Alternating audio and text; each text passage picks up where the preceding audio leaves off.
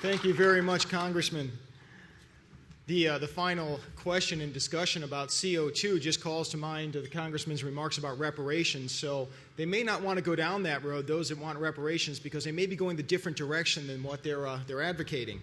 And of course, even if they were to go in the direction they're advocating, does anyone really believe that if reparations are paid to North Korea and other dictatorships that the money will actually benefit the people? We know in the real world just the opposite's the case. Now, just a few notes before I introduce our second speaker, our mystery speaker, who I think we've all been anticipating quite a bit over the last 2 days. Who could it be? I heard that. So this morning, I mentioned that we had some protesters that had set up an internet site, and they announced that they were going to disrupt this conference. So far, it's 1:10, so they're running out of time. They have 50 minutes to go. But based upon what I saw outside, I don't think they're going to be very successful. And with that in mind, I have a few tips for the protesters. Perhaps I should have given these in advance. First of all, if you're going to unfurl a banner, don't unfurl it from the 20th floor. If you do, no one will notice it. People are walking along the street. People aren't looking up at the 20th floor. If you do, no one's going to notice it. Second, if you are going to unfurl a banner, again, don't do it from the 20th floor, because even the very few people who do notice it can't read a thing on it. It's 20 stories high. Third, if you're going to unfurl a banner, make it out of material that does not tear in half within 30 seconds of unfurling it. Third, if you are going to announce on the internet that you're going to disrupt the conference, you're going to show the strength and the power of the people, show up in numbers more than 30 or so. And finally, if you do show up in numbers no greater than 30, don't start chanting, "We are the 99%.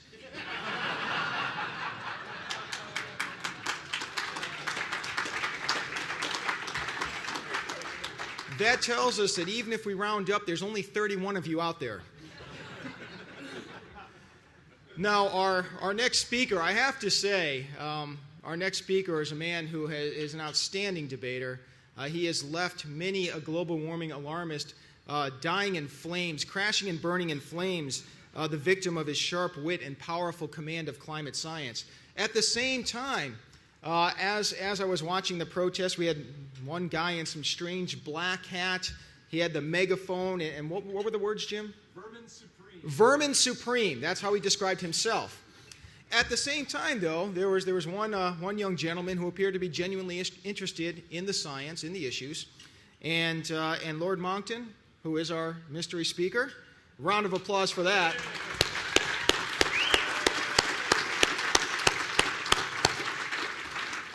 Well, Lord Monckton saw that in this gentleman, there actually was some interest in discussing facts and discussing logic and really having a constructive conversation. So Lord Monckton starts discussing the issues with the young gentleman, and they start walking towards the hotel. The guy with the crazy black hat and Vermin Supreme megaphone is shouting down behind them, so they can't have this discussion, which tells you, again, who wants to discuss the facts and who doesn't, who wants to bring the science to the forefront, who wants to shout it down. But anyway, eventually Lord Monckton and the young gentleman came. You might have seen him in the front hallway, and it must have been a good hour that they were discussing in a very cooperative manner, sensibly discussing the issues. And I was really amazed and impressed. I've always been amazed and impressed by Lord Monckton.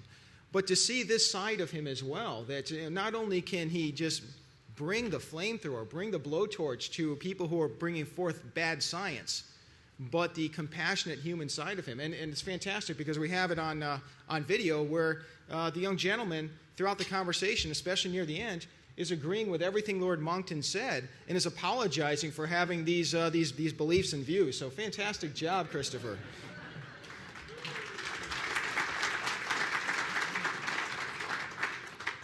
And with that, a more formal introduction. Many of us know Christopher Monckton, and all of us who do are very, very honored to do so. Anyone who doesn't, please come up and meet him after his talk. Christopher Monckton, the 3rd Viscount Monckton of Brenchley, is the head of the policy unit of the UK Independence Party. He was a top policy advisor for Margaret Thatcher, and that alone deserves a hearty round of applause.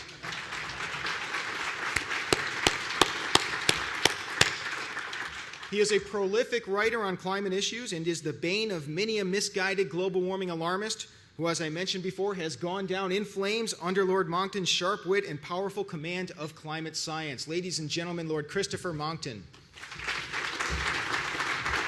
What a wonderful introduction. Thank you.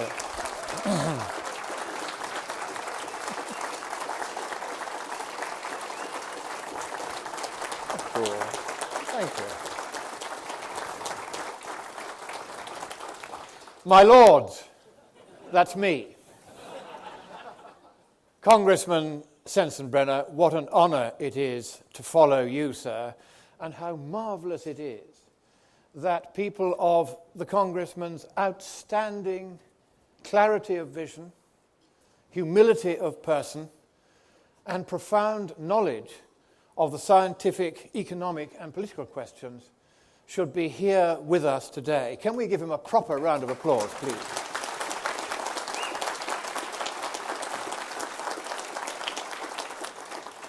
I first had the honour of meeting Jim Sensenbrenner 4 or 5 years ago when I was going around the House of Representatives talking to various people in both parties.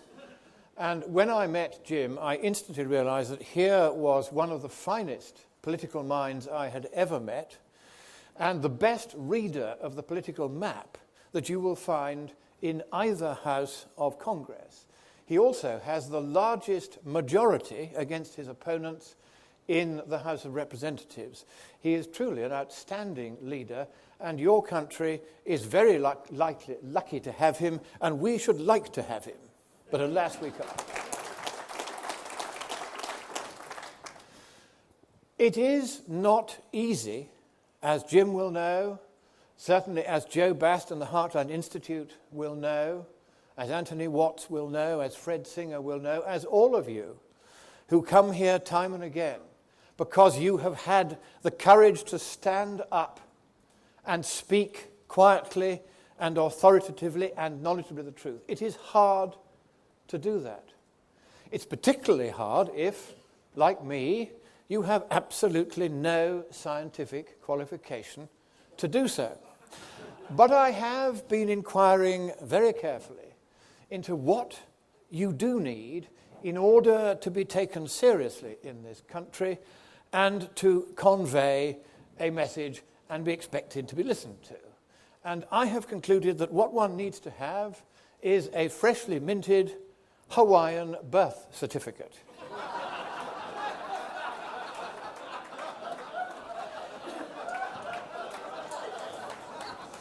Here is mine.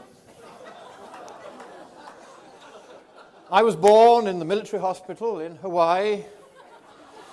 My father was there on a posting after the war. And what is marvellous about this certificate is that in every respect and in every detail, it is just as genuine as that of the President of the United States. So I'm now ready to announce my candidacy for President. And if Joe Bast will come forward, I propose to donate to him the first Vote for Monckton presidential button.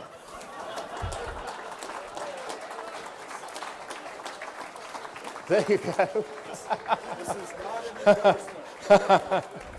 Joe Bast has just said he's delighted to endorse me. Thank you, sir. That's very kind. Well, now, what I want to start with today is the illogic of climate hysteria. And this is a subject on which I am qualified to speak because I was classically trained. And I was therefore taught, among other things, the elements of logic, which Aristotle produced in just 2 wonderful volumes 2,300 years ago. Most of you are too young to remember this. Fred Singer, of course, can still remember it. And in these 2 books, he codified what is still today the substance of the science of logic. And even before he wrote those, he wrote a book called The Refutations of the Sophists, in which he listed the 12 most common fallacies of logic that lead to incorrect conclusions in human discourse. And so we must pay tribute to Aristotle there on the left and Fred Singer there on the right.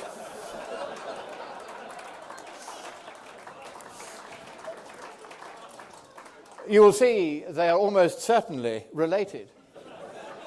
And indeed, on inquiring of the keeper of the records in Hawaii, I found they both have Hawaiian birth certificates. Well, now, Aristotle said that one of the most important of these logical fallacies is the fallacy of arguing that we have to believe something because there is a consensus about it. And the conclusion that there's a consensus is intellectual baby talk. And it is high time that we squarely faced down all of those who say we have to believe the official storyline, or what was the official storyline before it collapsed altogether, just because there is some supposed consensus.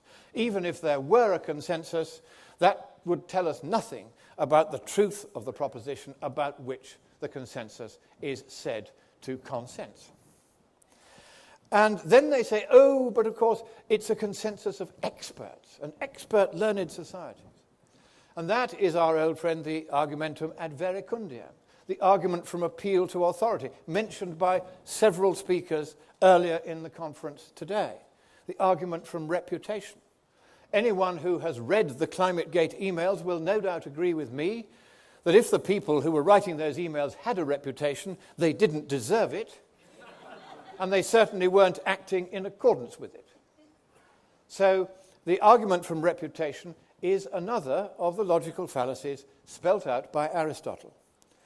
And then they say, well, we can't explain the global warming of the 20th century without imagining that CO2 played a large part in it. That is one of the most fundamental fallacies. It is the fallacy of the argument from ignorance, the argumentum ad ignorantiam. We don't know why the warming has occurred, so we can get away with blaming ourselves. That, whatever else it is not logical, and if it isn't logic, it isn't science either. Then they say, warming is accelerating, and therefore it must be us that's the cause. And here what they're doing is introducing a red herring to the argument. First of all, warming isn't in fact accelerating. In fact, there's been none for 15 years. And do I not remember reading the NOAA State of the Climate report in 2008? They said, well, 10 years without warming, yes, it's beginning to look as though we might have to rethink things a bit, but we won't really have to rethink. We won't really have to accept that the models are wrong until there have been 15 years without global warming. Well, hello, Mr. Carl. There have been 15 years without global warming. I call upon Mr. Carl and the NOAA to hand back all of the funding that they have received to push the global warming storyline.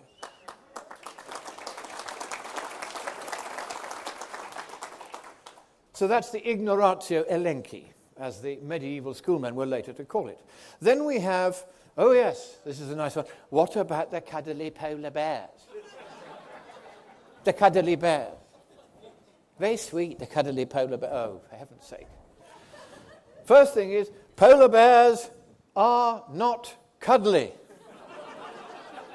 Think Jim Sensenbrenner, twice the size and covered with even more fur, and you begin to get the idea. That's the argumentum ad misericordiam, the inappropriate argument from pity. That's not to say there's no place for pity.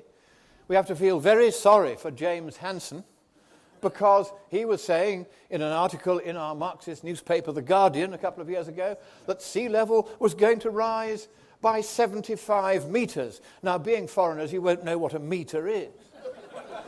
But 75 metres is 246 feet. And I had a picture, I haven't got it with me, of the Washington Monument with water halfway up it. That's how much sea level would have to rise to meet Hansen's predictions. And he still hasn't been locked up. They keep arresting him. The mistake they make is sending people in blue coats. They should send people in white coats.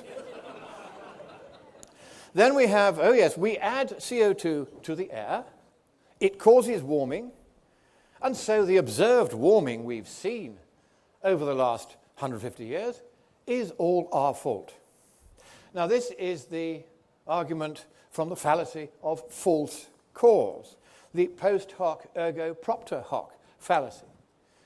Just because something happens after something else doesn't mean it happened because of the prior event. The two may not be connected at all. So that's another logical fallacy. And what is startling about this is that virtually the entire case for global warming alarm is based on these fallacies. There's some real Lulus yet to come. Here, for instance, is we tell the models that CO2 causes a lot of warming. We tell them to assume that there will be enormous net positive feedbacks amplifying by 3 times over the direct warming from CO2. And then, do you know what happens is we run the models and they tell us just the same. Now, that is the circular argument, the begging the question fallacy, or the argumentum ad petitionem principii. And you see this quite a lot in what was once called climate science. And then here's another one, the fallacy of accident. Warming makes hurricanes bad, man. Katrina was bad, man. So we caused it like man. Well, no, actually we didn't. And this is the argumentum ad dicto simpliciter ad dictum secundum quid. The argument from accident. The argument of assuming something inappropriately by arguing from the general to the particular. And there is another fallacy rather like it, which is the argument from converse accident. Arctic ice is melting. Here we go from the particular inappropriately to the general. Arctic ice is melting, so man-made global warming is to blame for that melting. Once again, it doesn't follow logically. This is the fallacy of converse accident, which is the argumentum ad dicto secundum quid ad dictum simpliciter. We will be testing you on this later, Dr. Michaels. Pay attention. And do wash your hands before coming to class next time. And now, number 10 here. You'd better agree with us about the climate, or we'll haul you up before the International Climate Court. This is one of the nastiest of the logical fallacies. This is the argument of force. Do it our way, or we'll hit you.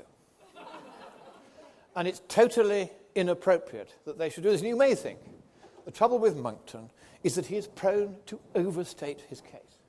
There he is talking about an international climate court. He's just made it up.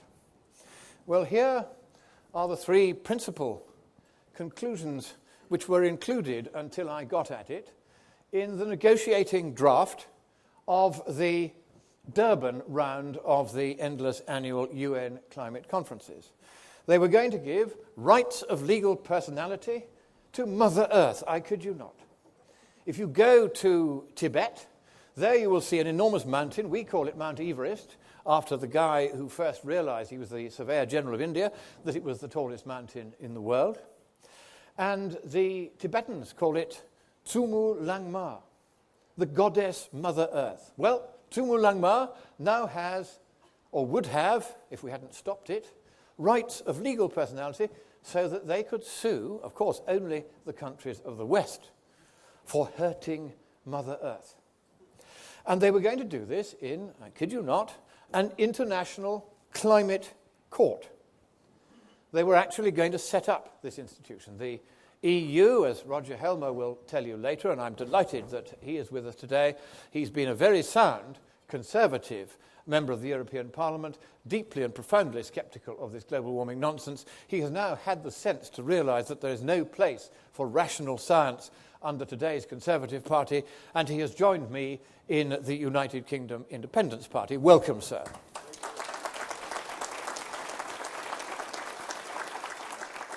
And you'll be hearing from him at breakfast tomorrow, so don't miss out. And the third thing they were going to do is to cut CO2 concentration. This was one of the options actually in the draft, to 200 parts per million by volume, at which point trees, plants, and therefore animals would start to go belly up and die in quite large numbers. And these insanities Because that's what they are. Look at them, insanities. Were in that draft, and they stayed in that draft, and the press were all there.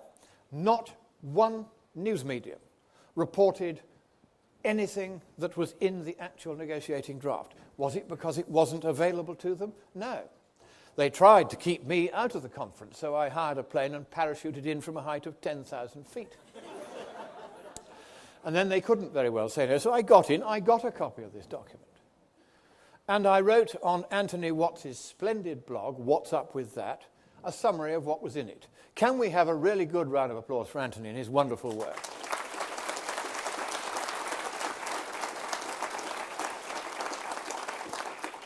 And a few days later, WordPress, which hosts 500,000 blog postings per day, got in touch with Anthony to say that that blog posting, just telling people what was in the negotiating document at Durban, which no other news medium had done, had been the most popular out of those 500,000 blog postings. It had more hits than any other. So we have a great deal to thank Anthony Watts for. Without his daily grind of getting these wonderful articles and information out, you may have heard his presentation here this morning on the temperature record, on which he's now become so expert that all the supposed experts are running in fear of him. But this daily grind will be looked back upon by history as one of the most important contributions that anyone has made to bringing the climate nonsense firmly to an end.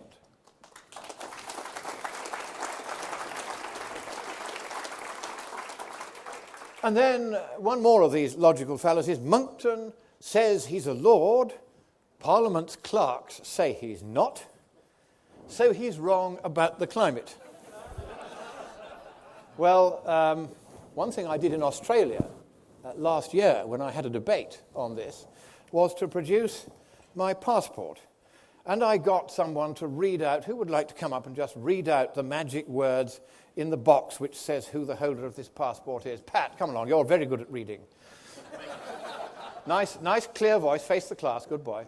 The holder is the Right Honourable Christopher Walter Viscount Monckton of French. So, Clerk of the Parliament, eat your heart out. Left-wing commentators, pass him, eat your hearts out. I shall accept your cheques in settlement of your libels at the earliest possible opportunity. And that, of course, is the argumentum ad hominem. It's a subspecies, of course, of the ignoratio elenchi, the red herring fallacy, where you introduce the irrelevant concept that if Monckton is wrong on one thing, which in fact he isn't, he might be wrong on another. And you attack the man instead of attacking his argument. But there is one more which I'd like to add to this list, and that is here's an experiment, you can do a scientific experiment. If you do the Google search term Monckton liar, you'll find an impressive, I think you would say, 4.7 million references. Now this is, I think, either some measure of the quite exceptional mendacity of the man who now stands before you, or, and this is another hypothesis which I should advance, and that is that this shows just how much money, time, trouble, and expense is being taken to discredit those of us who dare to raise the slightest question about the global warming scare.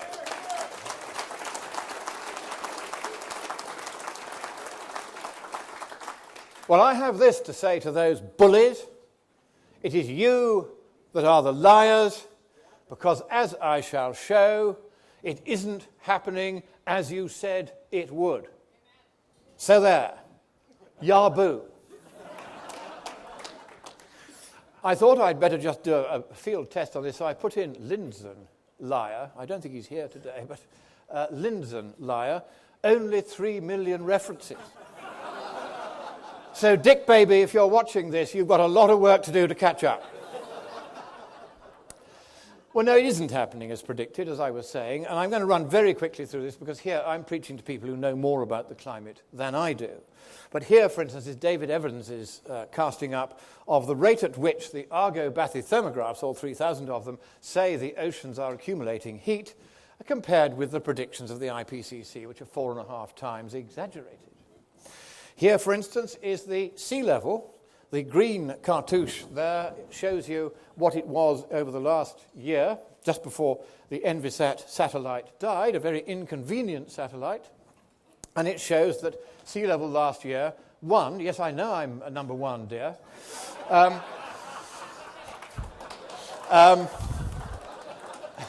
Thank you very much.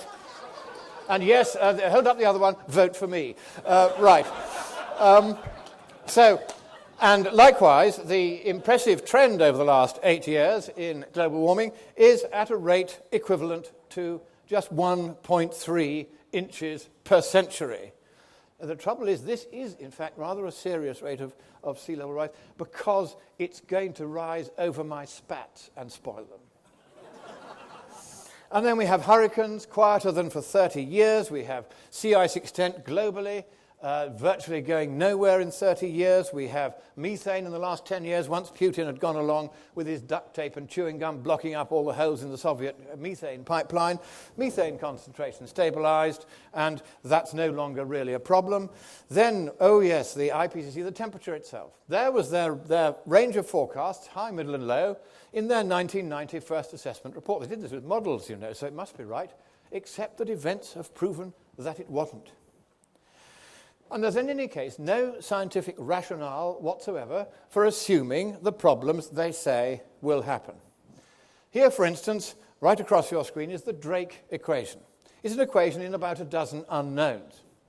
And here is the Quack equation. This is the fundamental equation of climate sensitivity. It's also in unknowns. Here are the values they assign to these things. Every single one of the major components of that equation is guesswork. We can't measure any of them. They're all unmeasurable, and therefore climate sensitivity is unknowable except by waiting and seeing, which is what we've been doing for the last 30 years, and there isn't a problem. How do they get to this huge climate sensitivity? They do so by tripling the direct rate of warming by assuming net positive feedbacks. But this means that their range of estimates, yes, dear, I know you're going to vote for me, I won't be much longer now, is a fantasy land. And here you can see what a process engineer would say was the maximum feedback to allow temperature stability, and way to the right of it is the IPCC's range of temperature predictions. And if you go a bit further, you won't see this graph anywhere else, I think. I've gone beyond the singularity in the feedback amplification equation, and what you then get is oscillations either side of that singularity, very, very violent climate swings, which, as best the paleoclimatologists have made it out, haven't happened at any time in the last 64 million years, and arguably in the last 750 million. If that's right, then net positive, strong feedbacks cannot be the case, and therefore global warming is going to be at worst a third of what they say it is, because the temperature hasn't in fact fluctuated by more than about 3% either side of the long-term mean in the last 750 million years, which is why the IPCC itself is now beginning to say the long-term prediction of future climate states is not possible. In any case, as Jim Sensenbrenner has dazzlingly well pointed out, it's more cost-effective to do nothing than to try to stop this problem.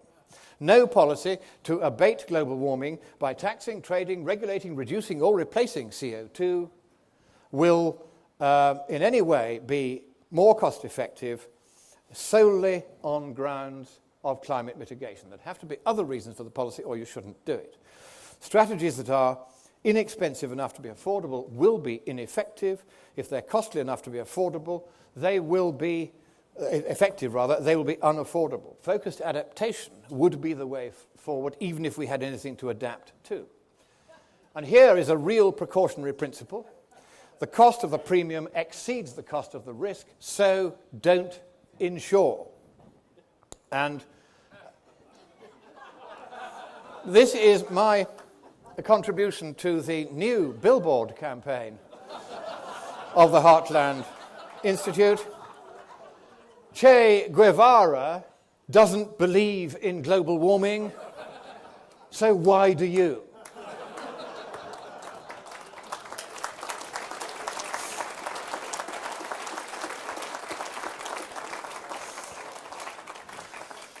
There is a moral question. The more CO2 a society emits, the longer its people live, the smaller is their child mortality. CO2 is good for you. And here is what happens if you go for alternative energies, biofuels in this case. Took so much agricultural land out of production that they doubled the food prices over the last few years. These mud pies, these are what poor people in Haiti were eating even before that ghastly earthquake a couple of years ago. They used to be 3 cents each. Now they're 6 cents. That's just enough. So there's a lot of people in Haiti can't even afford to buy a mud pie made with real mud. Here is what Herr Jean Ziegler said in 2007. He is the one UN official that I would retain in office when the rest of that organization is swept away forever.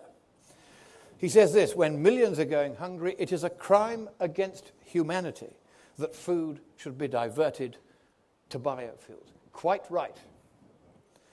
And here's what you could do with the money. This lady is not looking sad, is she?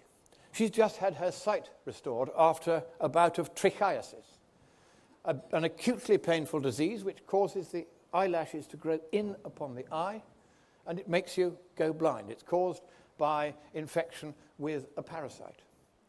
It can be cured, and you can save someone's sight for $8 US. Supposing we were to redeploy the $100 billion US that your government alone has spent on this climate nonsense so far, imagine how much good could be done around the world. How many real environmental problems could be addressed and could be solved. Quite a number.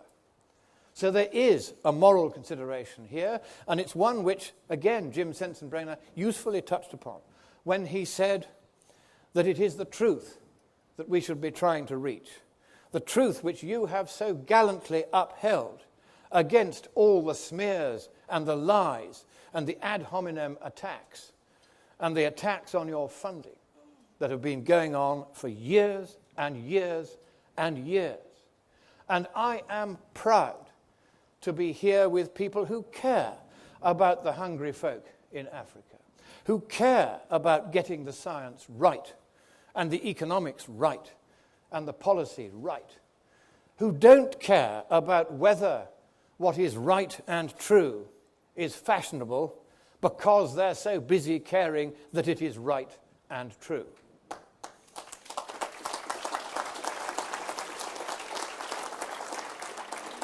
And it is an enormous honour and pleasure to stand with the Heartland Institute and with all of you here on the very soil of freedom itself.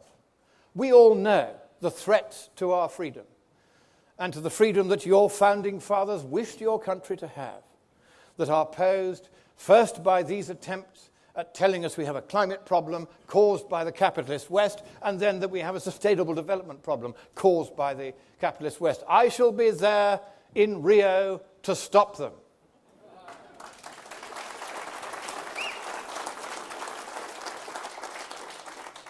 So I conclude with the shortest and most heartfelt prayer I know.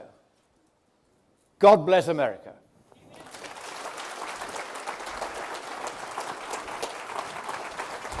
Thank you. Thank you. Of course, yes, absolutely. Thank you. Thank you.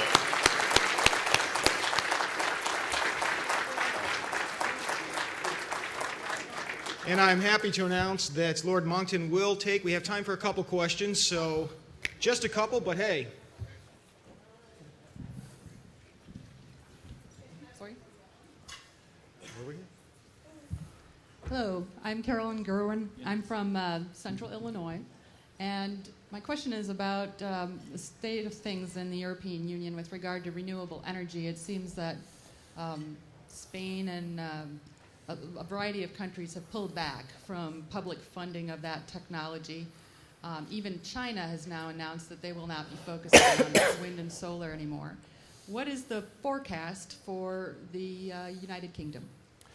Well, interestingly, even the sappy Children's Coalition that governs us at the moment has begun to realise, first of all, that they were hornswoggled and hoodwinked by the usual suspects, and secondly, that even if the projections of doom and gloom were true, the amount of difference, economically speaking and in global warming terms, that these windmills and solar panels and biofuels would make is not measurable by any modern method or instrument. So even if these policies worked, you'd have no way of telling that they had. As a result of this, Spain, Italy, Germany, and even the United Kingdom are now taking steps to reduce or altogether extinguish their subsidies to so-called renewable energies. And certainly in Britain, led among others by Roger Helmer, who will tell you about this tomorrow, there is an active campaign against the march of these hideous windmills across our green and present land. These ghastly turbines, each of which contains, interestingly, 2 tons of neodymium, a rare earth which comes just about only from China, and where they have polluted thousands of square miles of the water table by the acid process by which they leach the neodymium out from the ore.